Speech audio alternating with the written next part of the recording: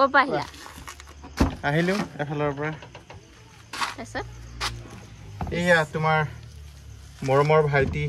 যতীনৰ মাকে মোলৈ বিহুৱানখন দি পঠিয়াইছে হয় নেকি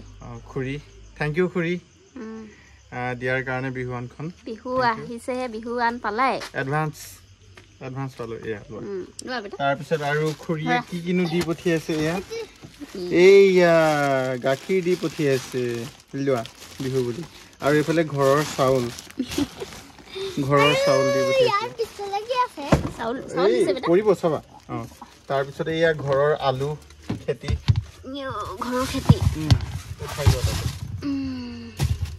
এইখিনি খুৰাই দিছে দেই আলুখিনি আলু মানে এইখিনি কাঠ আলু ঘৰৰ আজি খানিছে বোলে তাৰপিছত এয়া ঘৰৰ আলু সৰু আলু গুটি আলু অসমীয়া আলু যি বুলি কয় আৰু এইবিলাকে মৰম আৰু ভাল লাগিল থেংক ইউ যতীন দাঙিব পাৰিবা জানো বহুত গধুৰ হৈছে পিছে কৈ দিয়া